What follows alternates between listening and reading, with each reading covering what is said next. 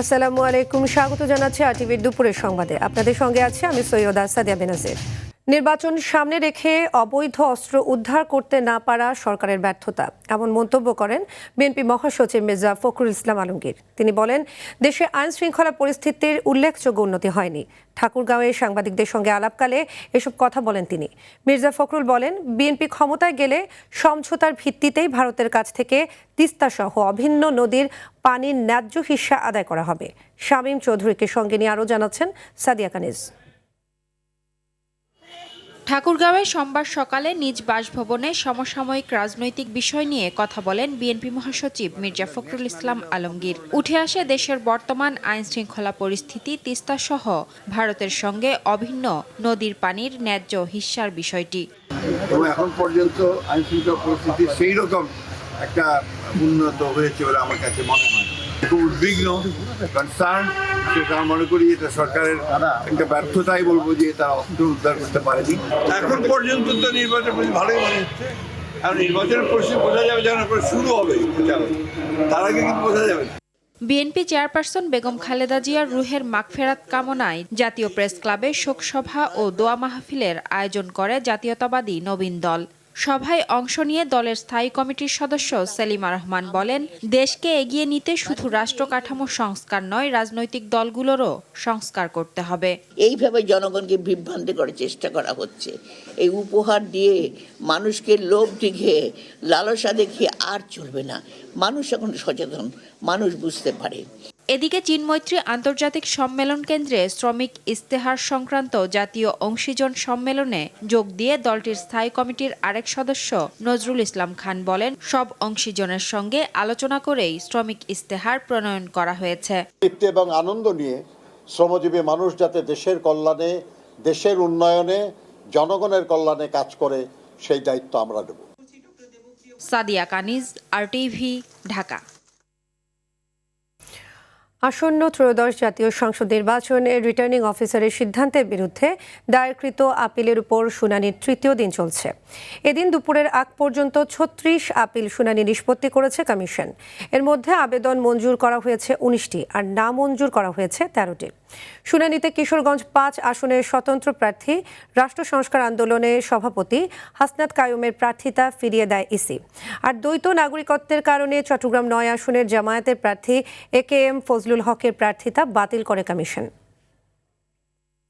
এখন পর্যন্ত শান্তিপূর্ণ পরিবেশ এবং একমাত্র স্বতন্ত্র প্রার্থী হিসাবে আগামী ২১ তারিখে ফুটবল মার্কায় ঢাকা ১৪ মিরপুর আসনে আমি প্রতিনিধিত্ব করব। আমার একটা গ্রাউন্ডে আমাদের মনোনয়নপত্র বাতিল করছে। গ্রাউন্ডটা হলো 1% ভোটারের যে সমর্থন থাকে সেটা ওনাদের রিটার্নিং কর্মকর্তা মহোদয়ের তথ্য অনুযায়ী তিনি যে বাতিল করছেন সেই অনুযায়ী যে এটা সঠিক হয়নি। এই ইলেকশনকে কোনোভাবে প্রশ্নবোধকের নিচে রাখতে পারবো না, কারণ এই ইলেকশন কেবলমাত্র ক্ষমতা বদলের না, এই ইলেকশন সংবিধান সংস্কারের নির্বাচন পর্যন্ত। দর্শক, এই মুহূর্তে নির্বাচন কমিশন ভবনে রয়েছেন সহকর্মী নাজমুল হুদা, সরাসরি যুক্ত হচ্ছেন তিনি। নাজমুল, আজ সকাল থেকেই আপিল শুনানির কার্যক্রম চলছে, এই মুহূর্তে সেখানকার আপডেট আমাদের জানাবেন।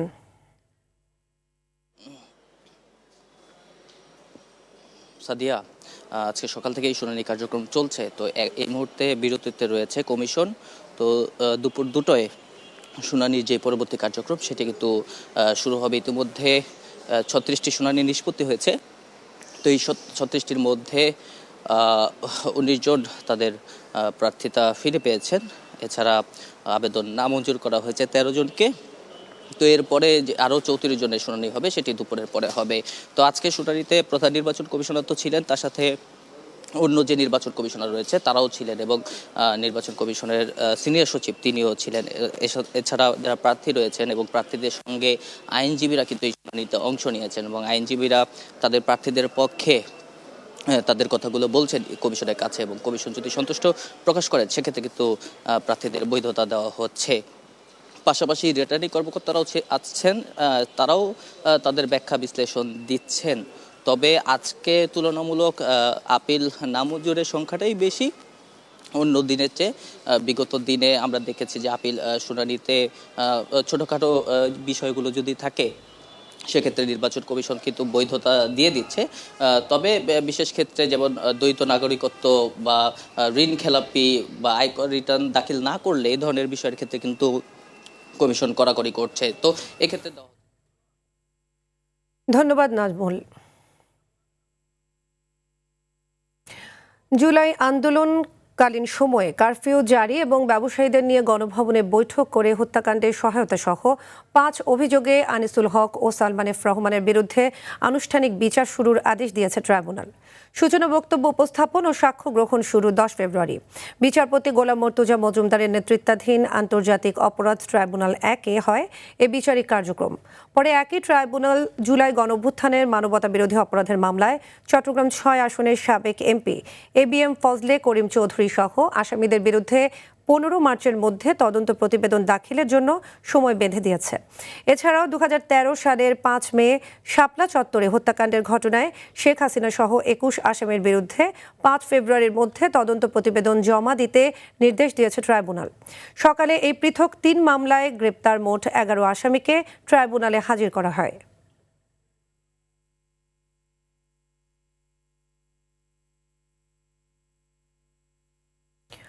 অতি কথায় নয়, কাজে বিশ্বাসী ছিলেন বেগম খালেদা জিয়া। বিএনপি চেয়ারপারসনের স্মৃতিচারণে এমনটাই জানালেন দলের স্থায়ী কমিটির সদস্য মেজর অবসরপ্রাপ্ত হাফেজ উদ্দিন আহমদ। তিনি বলেন, দেশের মানুষকে ঐক্যের সুতোয় বেঁধেছিলেন বেগম জিয়া। আর বিএনপি চেয়ারপারসনের উপদেষ্টা অধ্যাপক ডাক্তার ফরহাদ হালিম ডোনার বলেন, বেগম খালেদা জিয়ার প্রয়াণে রাজনৈতিক যে মহাশূন্যতা তৈরি হয়েছে তা পূরণ হওয়া প্রায় অসম্ভব। আরও জানাচ্ছেন শামীম চৌধুরী। আমার প্রথম পরিচয় অনেক দিন আগে 1968 সালে, যখন তার বয়স মাত্র 23 বছর। তখন বেগম জিয়ার বয়স মাত্র 23।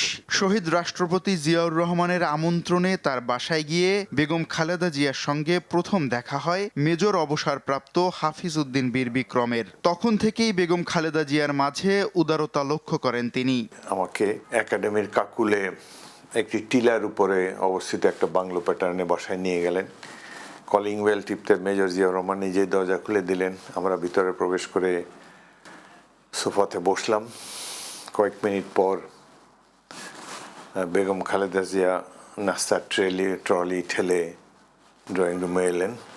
আমি দাঁড়িয়ে তাকে অভিবাদন জানালাম এবং তার যে সুশ্রী চেহারা, তার বাচনভঙ্গি, তার পোশাক আশাক সবকিছু মিলিয়ে অভিভূত হয়ে গেলাম। কখনো মৃদু হাসি, আবার কখনো মলিন মুখে কথা বলেন মেজর হাফিজ। জানান, বিএনপির স্থায়ী কমিটির বৈঠকে নেতাকর্মীদের বিষয়ে খোঁজ নিতেন বেগম খালেদা জিয়া। যে কোনো সমস্যায় সবার কাছ থেকে পরামর্শ গ্রহণ করে সিদ্ধান্ত নিতেন তিনি। সিদ্ধান্ত গ্রহণের ক্ষেত্রে তিনি প্রধান নেতাদের মতামত নিয়েই তিনি তার রাজনৈতিক নির্দেশনা দিতেন দলে। তিনি অত্যন্ত আপোষহীন ছিলেন। তিনি স্বৈরাচারকে কখনোই পাত্তা দেননি, স্বৈরাচারকে প্রতিরোধ করেছেন। বেগম খালেদা জিয়া সম্পর্কে বলতে গিয়ে আবেগ মাখা কণ্ঠে বিএনপি চেয়ারম্যানের উপদেষ্টা অধ্যাপক ডাক্তার ফরহাদ হালিম ডোনার বলেন, বেগম খালেদা জিয়া ছিলেন অত্যন্ত মৃদুভাষী। দেশ এবং দেশের মানুষের স্বার্থ বিরোধী কোনো কাজে কখনো আপোষ করতেন না তিনি। এই জাতি যে অভিভাবক হারাইলো, এই শূন্যতা পূরণ করার নাই। স্মৃতিচারণে বাংলাদেশ জাতীয়তাবাদী পাট শ্রমিক দলের সভাপতি সাইদ আল নোমান বলেন, বেগম খালেদা জিয়া সবসময় নির্লোভ থাকার পরামর্শ দিয়েছিলেন তাকে। অনেক আলাপের মধ্যে একটি আলাপ, তুমি বিশ্ববিদ্যালয় করেছো, স্কুল করেছো, প্রতিষ্ঠান করে যাবে, প্রতিষ্ঠান থাকবে, আমরা থাকবো না। 30 ডিসেম্বর দেশের মানুষকে শোকে স্তব্ধ করে না ফেরার দেশে চলে যান বেগম খালেদা জিয়া। তিনি শিখিয়ে গেছেন অন্যায়ের বিরুদ্ধে কিভাবে দৃঢ় থাকতে হয়। এই দেশ, এই দেশের মাটি, মানুষই আমার সবকিছু, কাজে আমি দেশের বাইরে যাব না। বেগম খালেদা জিয়ার আদর্শ ধারণ করে তার অসমাপ্ত কাজ সমাপ্ত করতে বিএনপি সামনে এগিয়ে যাবে বলেও জানান দলটির নেতারা। শামীম চৌধুরী, RTV, ঢাকা। বছরের পর বছর ধরে গ্যাসের মূল্য পরিশোধ করেও গ্যাস পাচ্ছে না রাজধানীর আবাসিকের গ্রাহকরা। প্রতিদিন ভোগান্তি নিয়ে রান্না করতে হচ্ছে সিলিন্ডার গ্যাস বা বিকল্প উপায়ে। আর এই সমস্যা সমাধানে কোনো উপায় খুঁজে দিচ্ছে না সরবরাহকারী প্রতিষ্ঠান তিতাস। বিশেষজ্ঞরা বলছেন, সরকার যেখানে নিজে ব্যবসায়ী এবং জনগণকে ঠকাচ্ছে, তখন আইনি প্রক্রিয়ায় এর সমাধান থাকে না। গ্যাস সংকট নিয়ে মোহাম্মদ সায়েমের ধারাবাহিকের আজ শেষ পর্ব। ছবি তুলেছেন নাজমুল হোসেন সায়মন।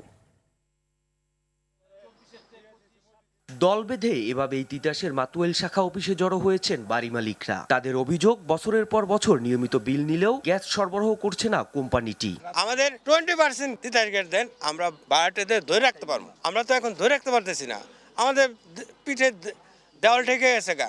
এখন আমাদের তো লড়াই করতে হবে তিতাস গ্যাসের সাথে। তিতাসের এমন প্রতারণায় ক্ষুব্ধ এই গ্রাহক এসেছেন সংযোগ বিচ্ছিন্নের দরখাস্ত নিয়ে। 24-25 একার পুরো বছরই গ্যাস পাই না, যেন 26 চলতেছে তাও পাই নাই। এখন নিরুপ হয়ে আর অপ্রয়োজনীয় বিল দিতে যাবো কেন? এই জন্য আমি আজকে আসছি গ্যাস সংযোগ বিচ্ছিন্ন করার, স্থায়ীভাবে বিচ্ছিন্ন করার জন্য। কত মাস যাবৎ গ্যাসের বিল দিতেছি মাসে মাসে। যেমন আমার 6টা চুলা, আমি দিই 7,000 টাকা বিল প্রায়, বুঝছেন, কিন্তু গ্যাস নেই। আবাসিকের গ্রাহকদের এমন অভিযোগ স্বীকার করে সরকারের সংস্থাগুলোর দায়িত্বহীনতাকে দুষছেন কোম্পানিটির অপারেশন বিভাগের মহাব্যবস্থাপক। সরকার যদি আপনার বাসার ডাকাতির দায়িত্ব নিয়ে, ডাকাতির পানিশমেন্টের দায়িত্ব নেয়, সরকার যদি আপনার বাসার ছিনতাইয়ের দায়িত্ব নেয়, সরকার তার সম্পদের, এত দামি একটা সম্পদের দায়িত্ব নেবে না? সরকারের কাছে NSA আছে, সরকারের কাছে ডিবি আছে, পুলিশ আছে, এভরিবডি আছে। তিতাসের কাছে কি আছে? তিতাসের দায়িত্বটা কিভাবে নেবে আমাকে বুঝান তো একটু। সরকার আপনাকে সাপোর্ট দিচ্ছে না। আমি এভাবে বলাটা ঠিক আমার চাকরি করার অবস্থায়? আপনাকে বুঝতে হবে যে সরকারের নিজস্ব দায়িত্বটাও তো সরকার পালন করতে হবে। সরকার যেখানে নিজে ব্যবসায়ী এবং জনগণকে ঠকাচ্ছে, তখন আইনি প্রক্রিয়ায় এর সমাধান থাকে না বলে মত এই জ্বালানি বিশেষজ্ঞের। এখন গ্যাস কেনাবেচার ব্যবসা সরকার করছে তিতাসের মতো একটা কোম্পানির মাধ্যমে। এখন তিতাস বুঝছে, স্বীকার করে নিচ্ছে যে গ্রাহক পর্যায়ে গ্যাস তারা পৌঁছাতে পারে না। তা আপনি পণ্য দিতে পারলেন না, তাহলে পণ্যর দাম কি করে নেবেন? সেটা তো নেওয়া যায় না। এটা এক ধরনের প্রতারণা। সিলিন্ডার গ্যাসে বাড়তি দাম নেয় যখন ব্যবসায়ীরা লাখ লাখ টাকা জরিমানা গুনছেন, ঠিক তখন টাকা নিয়ে সেবা না দিয়ে গ্রাহকদেরই দুষছে তিতাস। সংকট সমাধানে কোনো সম্ভাবনা দেখছে না কোম্পানিটি। মোহাম্মদ সায়েম, RTV, ঢাকা। কক্সবাজারের টেকনাফ সীমান্তে মাইন বিস্ফোরণে এক যুবকের পা বিচ্ছিন্ন হয়ে গেছে। সকাল 10টার দিকে নাফ নদী সংলগ্ন একটি চিংড়ি ঘেরে মাছ শিকারে গেলে বাংলাদেশ ভূখণ্ডের 5 নং সীমান্ত পিলারের পাশে এই বিস্ফোরণ ঘটে। প্রতিবাদে টেকনাফ কক্সবাজার মহাসড়ক অবরোধ করে স্থানীয় বিক্ষুব্ধ জনতা। পরে স্থানীয় রাজনৈতিক নেতাদের মধ্যস্থতায় অবরোধ তুলে নেয় তারা। তবে সীমান্ত এলাকায় এখনো থমথমে পরিস্থিতি বিরাজ করছে।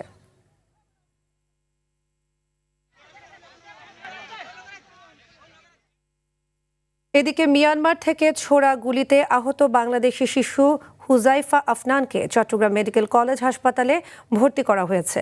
শিশুটির মাথায় গুলি লেগেছে। হাসপাতালের চিকিৎসকরা জানিয়েছেন, গুলিবিদ্ধ শিশুটির অবস্থা গুরুতর।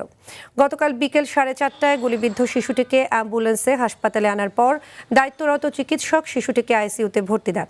বর্তমানে শিশুটি আইসিইউতে চিকিৎসাধীন বলে জানিয়েছেন চমেক হাসপাতাল পুলিশ ফাঁড়ির SI আলাউদ্দিন তালুকদার। এর আগে গতকাল ভোরে কক্সবাজারের টেকনাফ উপজেলার তেচ্ছা ব্রিজ এলাকায় মিয়ানমার থেকে ছোড়া গুলিতে আহত হয় হুজাইফা আফনান।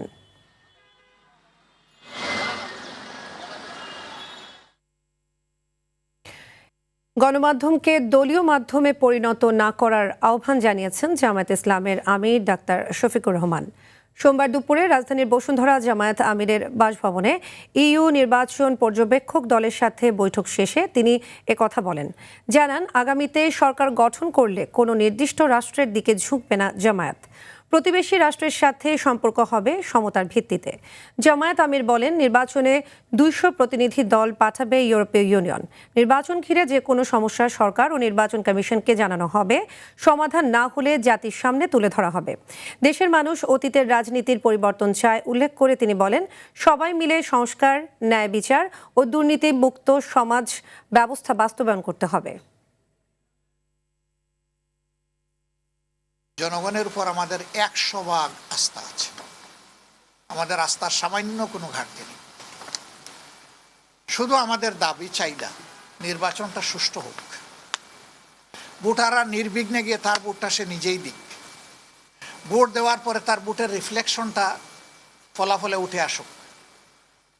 এই প্রক্রিয়ায় যদি জামাত ইসলামী দেশ পরিচালনার সুযোগ পায় তার সঙ্গীদেরকে নিয়ে, আমরা দেশবাসীর প্রতি আল্লাহর প্রতি কৃতজ্ঞ থাকব।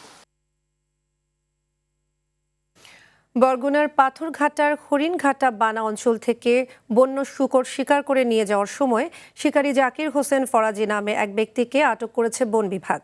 সকালে পাথরঘাটা সিনিয়র জুডিশিয়াল ম্যাজিস্ট্রেট আদালতে অভিযুক্তকে হাজির করা হলে 2 মাসের কারাদণ্ড এবং 10,000 টাকা জরিমানা করা হয়েছে। এর আগে গেল রাতে উপজেলার হরিণঘাটা এলাকা থেকে তাকে আটক করা হয়।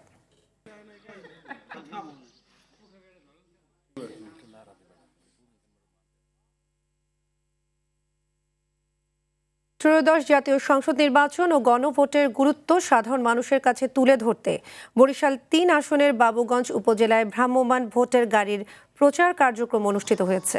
সংস্কৃতি বিষয়ক মন্ত্রণালয়ের তত্ত্বাবধানে পরিচালিত সুপার ক্যারাভা বহরের একটি ভ্রাম্যমাণ গাড়ি দিনব্যাপী বাবুগঞ্জ উপজেলার দেহেরগতি, মাধবপাশা ও চাঁদপাশা এলাকায় অবস্থান করে নির্বাচন ও গণভোট বিষয়ক চলচ্চিত্র প্রদর্শন করে।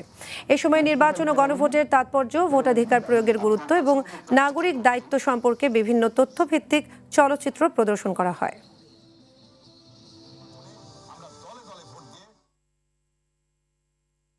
দৌলতদিয়ায় ঘন কুয়াশায় কাজে আসছে না 5 কোটি টাকার ফগ লাইট।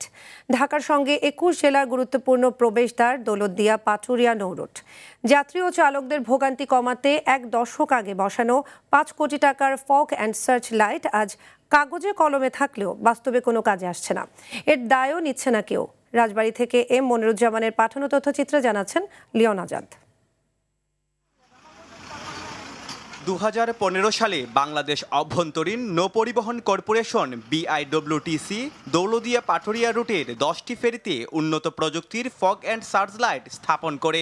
উদ্দেশ্য ছিল শীত মৌসুমে ঘন কুয়াশাতেও নিরাপদে ফেরি চলাচল অব্যাহত রাখা। সে সময় প্রকল্পটি ঘিরে বড় বড় প্রতিশ্রুতি দেয়া হলেও বাস্তবে একদিনের জন্য সেই আলো আর নৌপথ দেখাতে পারেনি। ফেরি ব্যবহারকারীদের অভিযোগ, আওয়ামী লীগ আমলে ঠিকাদারিতে স্থাপিত ফগ লাইটগুলো শুরু থেকেই মানহীন ছিল। অল্প সময়ের মধ্যেই সেগুলো অকেজো হয়ে পড়ে। ফলে উভয় ঘাটে কয়েক কিলোমিটার জুড়ে সৃষ্টি হয় দীর্ঘ যানজট। যাত্রীদের মধ্যে দেখা দেয় চরম ভোগান্তি। অসুস্থ রোগী পরিবহনে সৃষ্টি হয় মারাত্মক ঝুঁকি। আসলে এই ফগ লাইটগুলি সরকার কেন এই ফেরিতে লাগাইছে? 4:30 থেকে 9:30 পর্যন্ত এই 4-5 ঘন্টা ফেরি বন্ধ ছিল। এই ফগ লাইট ব্যবহার হয় নাই। ফগ লাইট ব্যবহার হলে যাত্রীদের দুর্ভোগ কমবে, ফেরি চলাচল স্বাভাবিক থাকবে। এই কুয়াশার জন্যই তো ফগ লাইট দেওয়া। সেটা যদি ব্যবহারই না করে তাহলে সেটা দেওয়া দরকার কিছু। এটা ব্যবহার করে না মানে তারা কি টাকা খাইছে না কি তা কে জানে। হয়তো কিনে নেই, এই কারণে আমরা সুবিধা পাই না। আসে বসে থাকি, রাত 2টার সময় 3টার সময় বসে থাকি, কুয়াশা পড়লে পারে ফেরি বন্ধ হয়ে যায়। দায় চাপানো আর নীরবতা। ফগ লাইট বিকল থাকার বিষয়ে স্পষ্ট কোনো সমাধান দিতে পারেনি সংশ্লিষ্ট কর্তৃপক্ষ। এটা তো নিউজ হয়েছে একবার, আপনি দেখেছেন, তখন তো বক্তব্য নেওয়া হয়েছে। এটা আপনার যে আমাদের সালাউদ্দিন সাহেব আছেন, তিনি যে এটা বিশ্লেষণ করেছে। অকার্যকর ফগ লাইট প্রকল্পের পূর্ণাঙ্গ তদন্ত, দায়ীদের জবাবদিহি নিশ্চিত এবং দ্রুত মেরামতের মাধ্যমে নৌরুটের নিরাপদ ও নিরবিচ্ছিন্ন যোগাযোগ ব্যবস্থা চালুর দাবি ফেরি চলাচলকারীদের। লিওন আজাদ, RTV। ফেব্রুয়ারির সংসদ নির্বাচনের আগেই জাতীয় রাজস্ব বোর্ড NBR ভেঙে 2 বিভাগ গঠনের সিদ্ধান্ত নিয়েছে অন্তর্বর্তী সরকার।